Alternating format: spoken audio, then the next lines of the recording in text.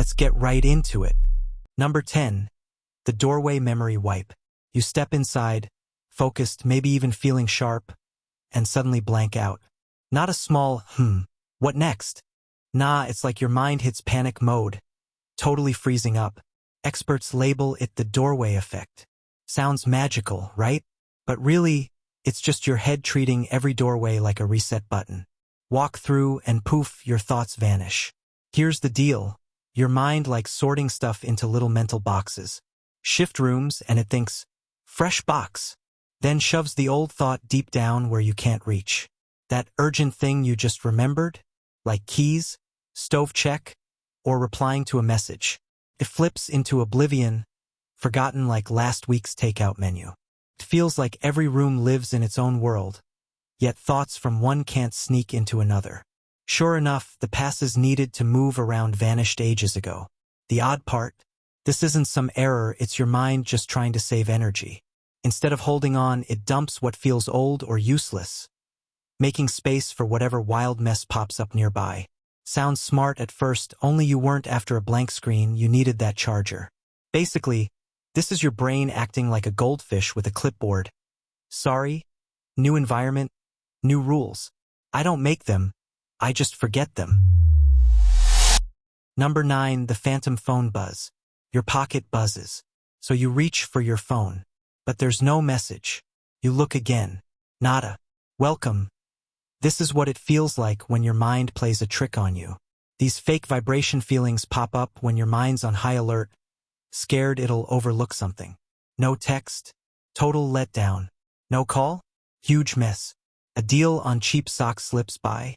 Totally unacceptable.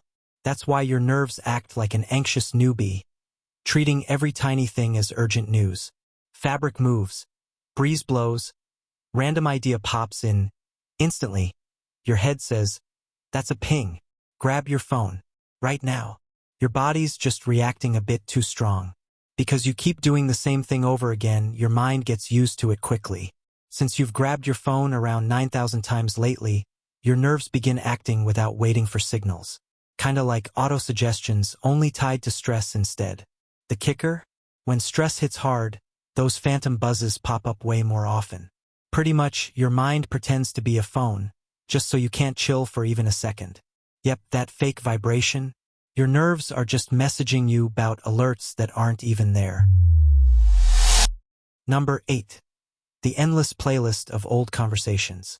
Ever lie awake at 2 a.m., stuck on a chat from years ago like it's some random show you never chose to watch? Could have been a strange comment you made. Or maybe they said cool in a way that sounded off. No clue why, but your head just loops it over, like you're fighting a battle no one told you started.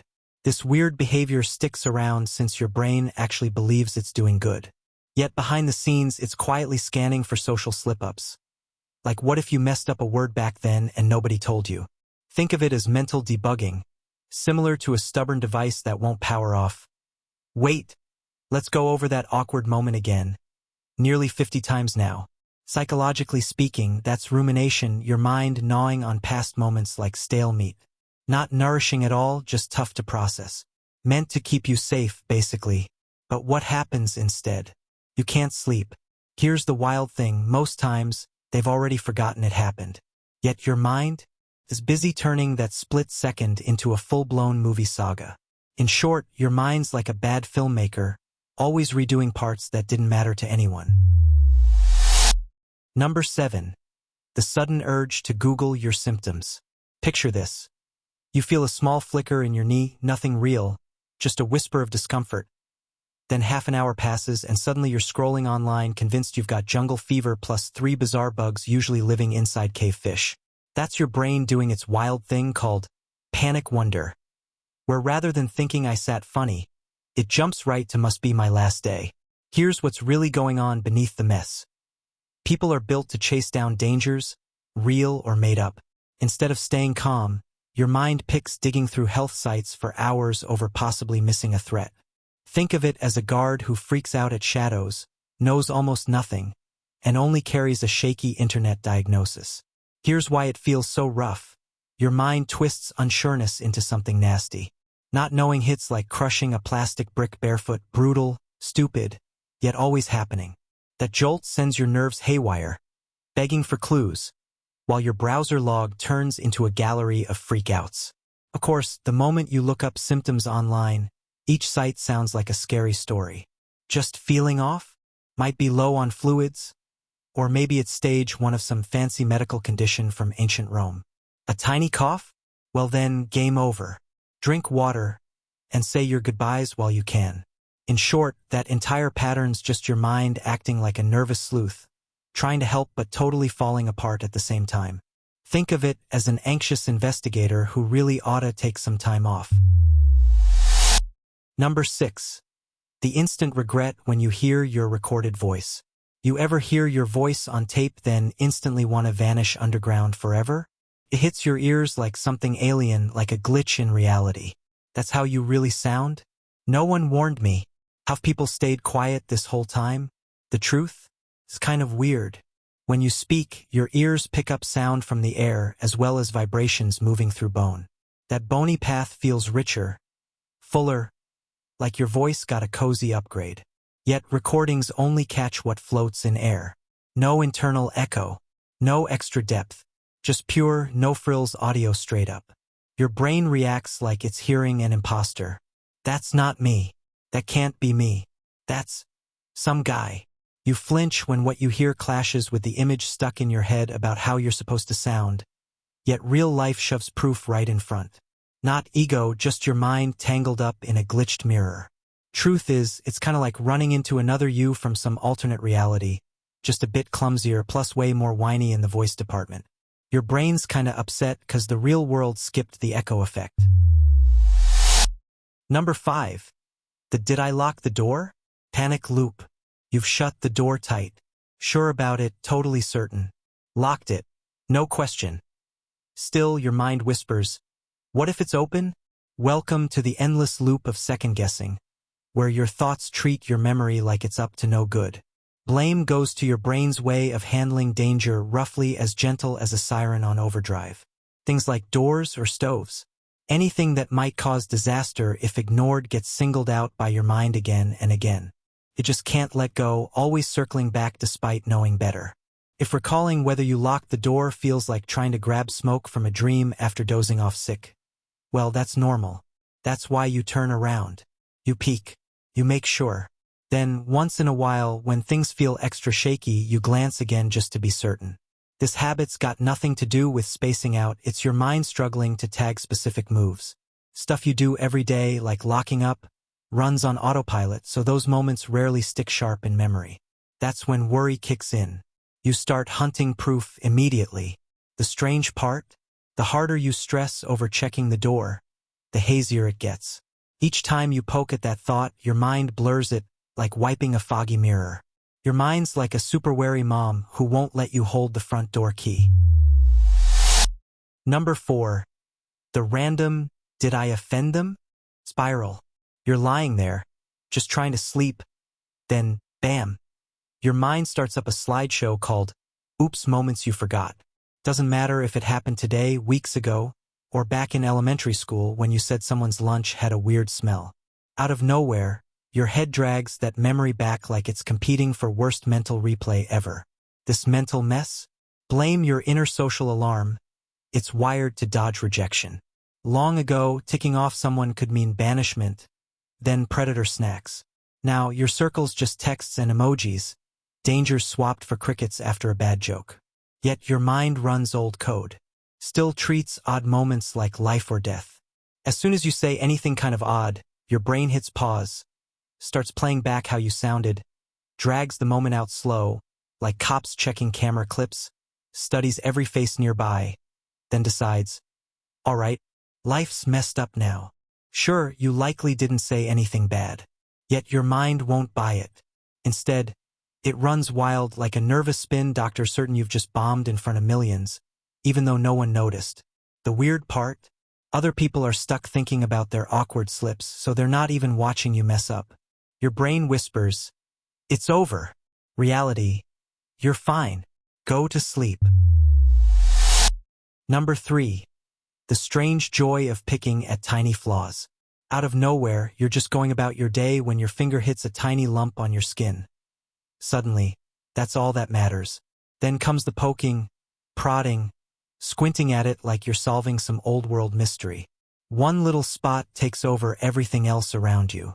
This odd behavior comes from an old part of your mind built to spot anything out of place.